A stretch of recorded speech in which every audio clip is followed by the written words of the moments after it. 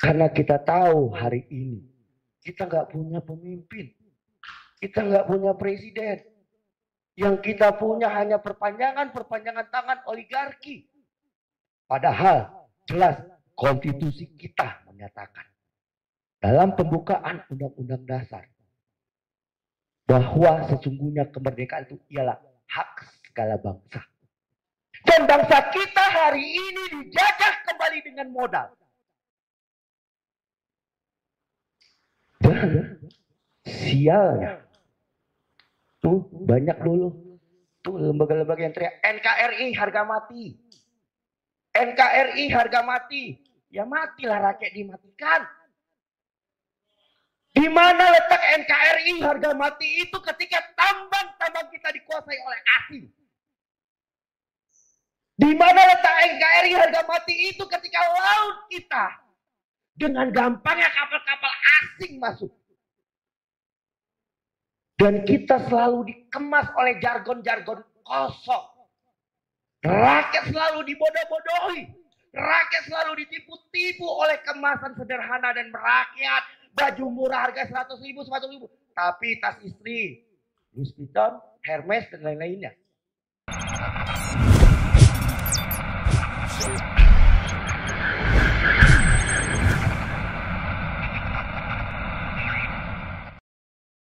Assalamualaikum warahmatullahi wabarakatuh.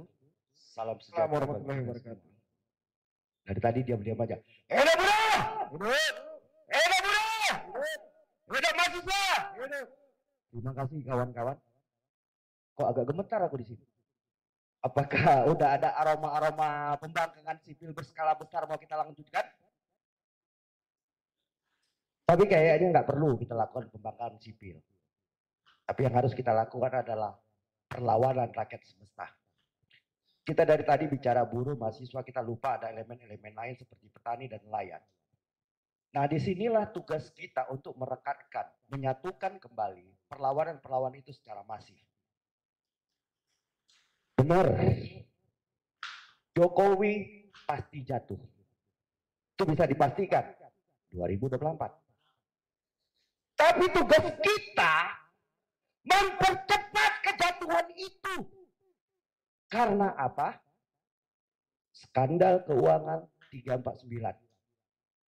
Loh. Belum lagi pembantaian rakyat. Kanjuruhan, KM 50 sampai detik ini. Kita nggak tahu siapa pelakunya. Belum lagi penyiksaan terhadap rakyat. Rakyat disiksa dengan naiknya BBM, dengan naiknya TDL. Tapi elemen-elemen gerakan rakyat selalu dipecah belah. Dipecah belah satu dengan yang lainnya. Bahkan lebih lucu aku mendengar ada nih pimpinan sebuah partai, pimpinan sebuah serikat mengatakan dengan gamblang, kita akan mogok total 5 juta buruh jika RUU Cipta Kerja disahkan. Hello. Pemerintah brengsek ini nggak perlu diancam. Pemerintah brengsek ini udah nggak pikir ancaman-ancaman seperti itu. Yang harus dilakukan adalah buktikan pemogokan itu. Kita nggak perlu mengancam-mengancam. Rakyat aja dimatikan biasa aja kok pemerintah ini. Rakyat dibantai aja mereka slow-slow kok. Pembuktian yang harus kita lakukan kawan-kawan. Nggak perlu ancaman-ancaman itu. Lu ngomong 5 juta buruh mau mogok tuh pemerintah ratusan juta rakyat dimogokkan. Langsung dibayar tunai ancaman itu dengan pemerintah. Jadi nggak perlu lagi diancam-ancam. Tapi bagaimana kita bergerak, bersinergi bersama-sama melumpuhkan jalur-jalur vital. Buruh-buruh keluar dari pabriknya. Mahasiswa keluar dari kampusnya. petani-petani keluar dari ladangnya, nelayan keluar dari lautnya. Kita lumpuhkan kota. Kita lumpuhkan jalur transportasi. Itu yang harus kita lakukan.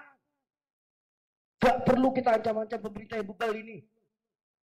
Karena sumber masalah sudah jelas. Hanya satu. Dia sudah mengatakan tidak ada visi dan misi menteri. Yang ada visi dan misi presiden. Jadi apapun yang terjadi di negara ini, salahnya tetap presiden.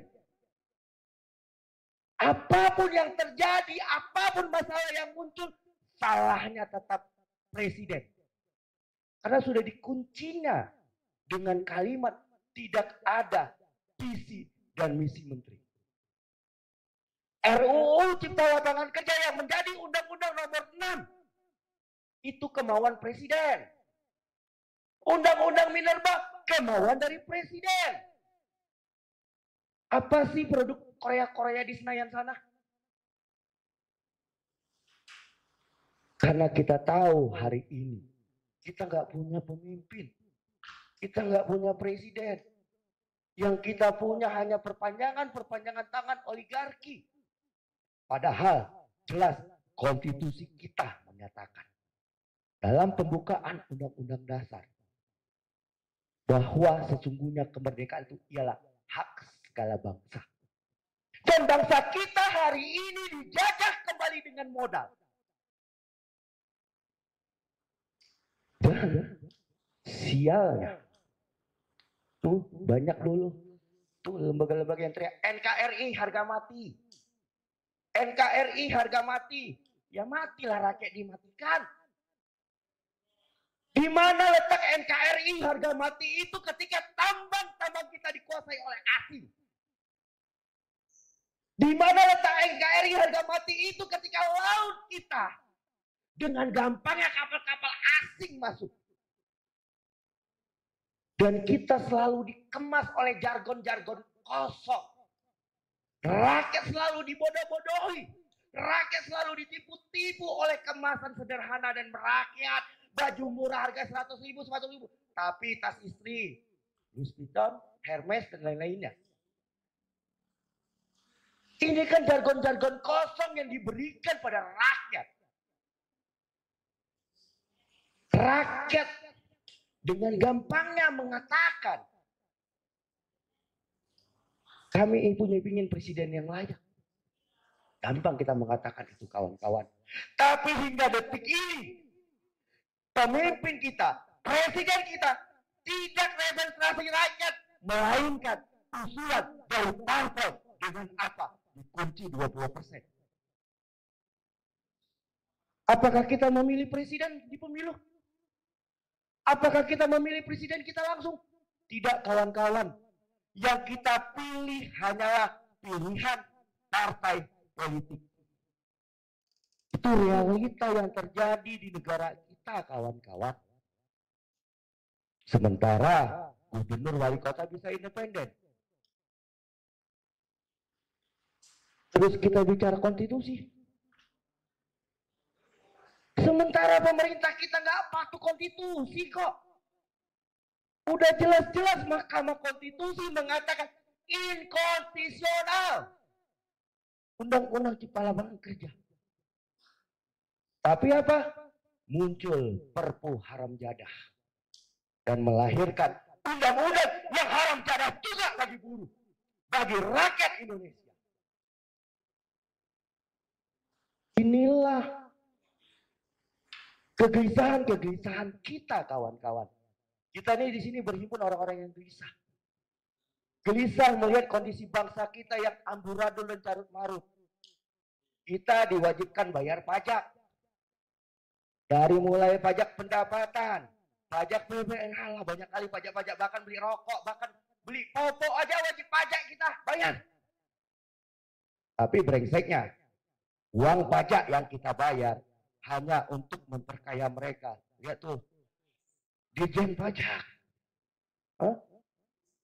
Tengok kekayaannya. Ada lagi statement kepala negara mengatakan ASN jangan umbar kemewahan. Jangan menunjukkan kemewahan. Itu lip service, tapi istri dan mantunya, bro. Istri dan mantunya tentengannya Hermes. Ini kan kekonyolan yang dipertontonkan. Dunia sudah bergerak. Dulu Filipina membuktikan ketika Marcos ditumbangkan oleh rakyatnya karena apa?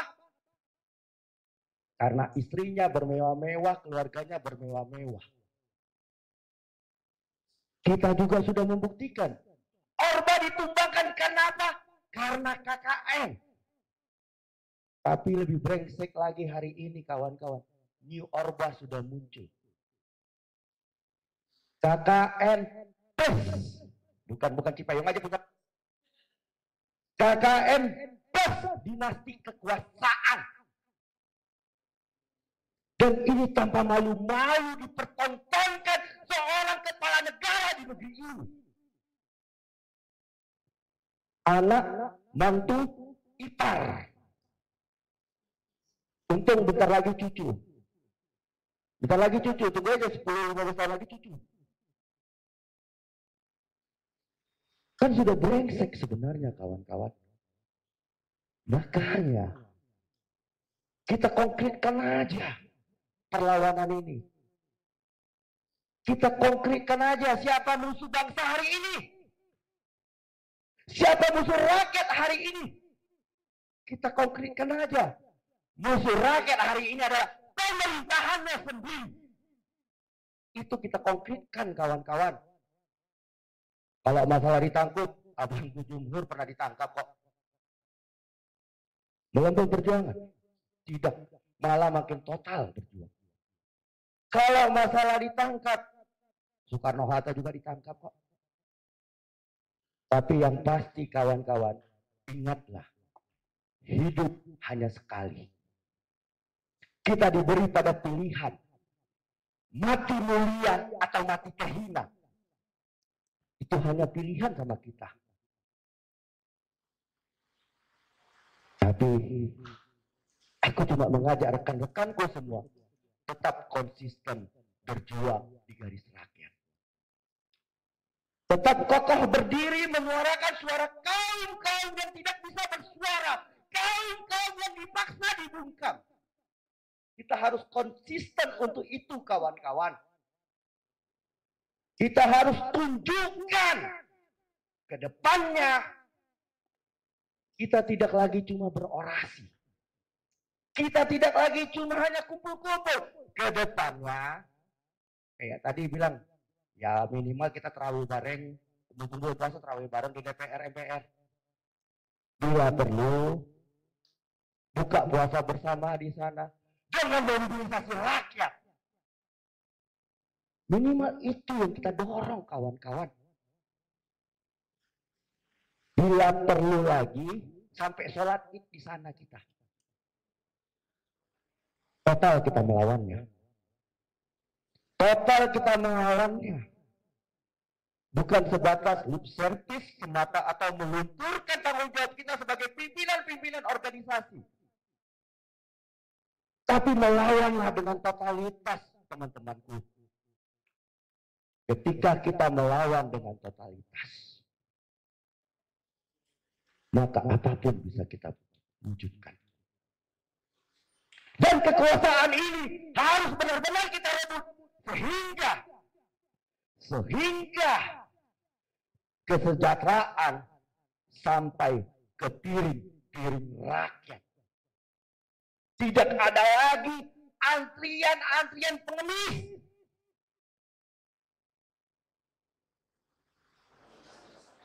Ketika berita yang kemarin-kemarin itu seorang kepala negara memberi bantuan amplop-amplop.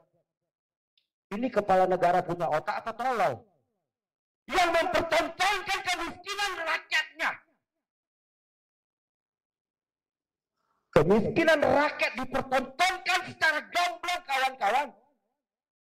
Padahal dia kepala negara tinggal buat keputusan selesai, tinggal buat surat selesai. Nggak perlu bagi-bagi. Kadang baju kodian tuh dilempar-lempar. Kan ini kan mempertontonkan betapa miskinnya rakyatnya. Betapa hinanya rakyatnya hanya menerima bantuan dan belas kasihan. Sementara ini negara kaya, kawan-kawan. Ketika tambang dikelola dengan benar, masih satu sektor, tambang. Dikelola dengan benar. Pendidikan dan kesehatan itu bisa gratis untuk seluruh rakyatnya. Belum lautnya. Belum pertaniannya dan lain-lainnya dikelola dengan benar. Tapi sayangnya, pemerintah kita ini takluk pada modal, kawan-kawan. Pemerintah kita ini tunduk pada modal. 16 juta hektar kebun sawit kita. Tapi mak-mak ngantri sampai mati hanya untuk minyak goreng. Kan babi kayak gini. Brengsek nggak kayak gini. Penghasil sawit terbesar. Hanya untuk minyak goreng aja kita harus ngantri. Fotonya di sawah. Panennya Thailand, Filipina, Vietnam, itu panen tadinya. Ngomong ngejualnya memuliakan petani, tapi pupuk langka. Hasil pertanian anjlok. Yang mulia petani Filipina, Thailand, Vietnam, dan lain-lainnya. Itu yang dimuliakan. Bicara cipta lapangan kerja. Lapangan kerja mana yang diciptakan? Mengentaskan pengangguran. Pengangguran mana yang dientaskan? Pengangguran kakak besar Cina sana. Pengangguran Cina lah yang berhasil dihentaskannya. Lapangan kerja lah yang diberikan pada warga Cina dan rakyatnya. Rakyatnya sendiri hanya menjadi tumbal devisa. Rakyatnya sendiri menjadi korban PTPO. Tidak perdagangan orang. Tidak pidana perdagangan orang. Tapi dikemas dalam jargon pahlawan devisa. Kalau pahlawan devisa.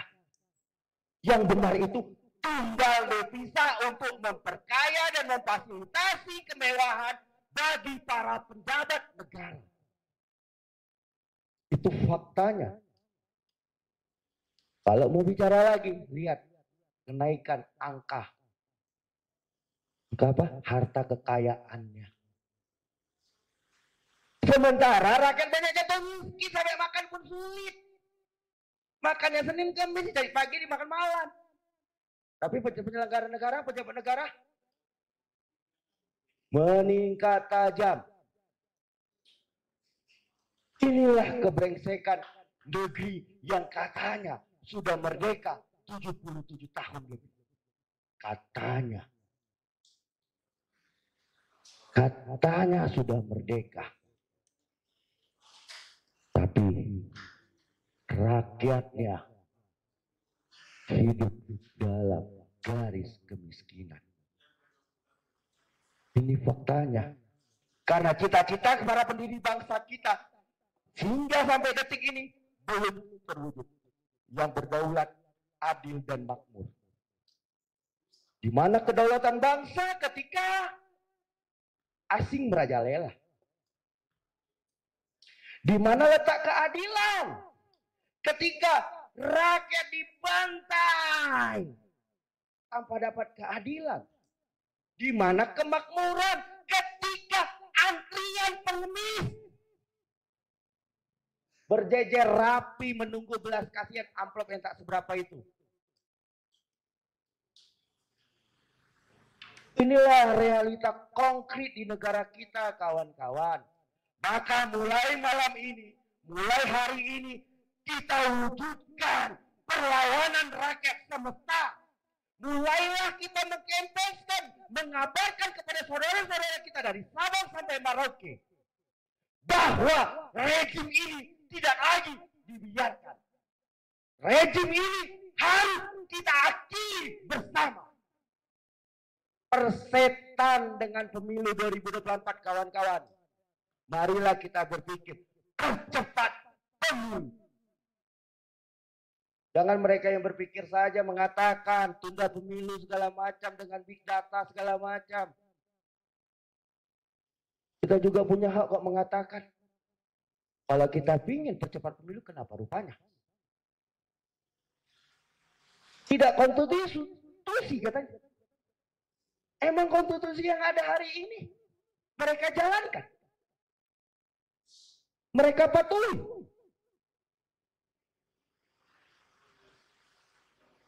Maka sudah sepantasnya lah kita melakukan pembangkangan sipil di seluruh pelosok-pelosok desa. Ini harus kita sampaikan. Bila perlu sampai tingkat-tingkat RT RW. Pembangkangan ini harus kita lakukan secara bersama-sama. Jadi kita nggak perlu lagi mengancam pemerintah kayak pimpinan serikat buruh itu. Yang mengatakan agak mogok total 5 juta. Perpu udah disahkan, mana mogoknya? Justru pemerintah menjawab sudah. Oke, kalau cuma 5 juta kami berikan ratusan juta. Mogok total juga. Liburan lebaran. Karena tahun lalu juga dia mengatakan juga gitu. Mau mogok. Tapi akhir Desember, liburan tahun baru. Oke kawan-kawan, sekian dari saya. Salam Niko Silalahi. Enak rakyat! Enak rakyat! Terima kasih.